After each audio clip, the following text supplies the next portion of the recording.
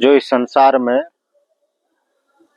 अब पारिवारिक हो गए हैं, पूरी तरह से परिवार में जी रहे हैं पारिवारिक जीवन, जो यही सोचते हैं कि यही मेरा जीवन है, यही मरना है, इनको पालना-पोसना पारिवारिक सदस्यों के साथ, तो उन्हें ज्ञान समझ में नहीं आएगा, जो परम सत्य है।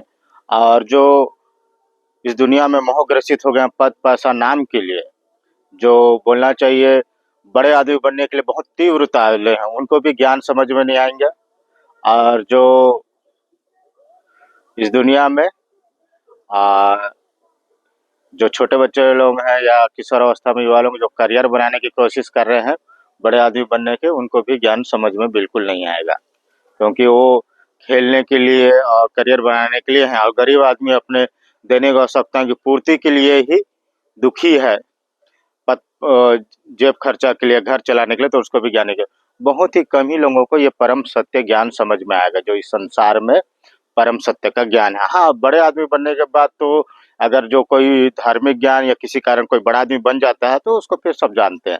तो उसके उस पद को जानेंगे कि यहाँ वहाँ पहुँच गया है बोल के। लेकिन जो परम सत्य को ज्ञान है, शुरुआती टाइम में जो समझा, वही उसी के ही भीतर परम सत्य का ज्ञान है, जो उजागर नहीं हुआ, इसलिए वो परम सत्य को जान रहा है। कभी न कभी किसी जन्म में परम सत्य जागेगा। और दूसरी बात, जो वो पूरी तरह से सजग है, इसलिए परम सत्य को समझता है। और जिन लोग नहीं समझ रहे, संसार में सांसारिक जीवन में पूरी तरह से लिप्त है। कुछ लोगों का यह कहना है कि इस पैसा ही सब कुछ है, कुछ लोगों का यही कहना है कि इस दुनिया में जो ऐशो आराम से जीना ही जिंदगी है, और कुछ लोगों का ये मानना होगा कि जो संसार है, ये इसमें क्या लेना देना, हमको तो जीना है, हमारा ही भगवान भगवान है, और दूसरा भगवान कल्पना है, शैतान, हम क्या करें, इस टाइप का मान्यता वाले।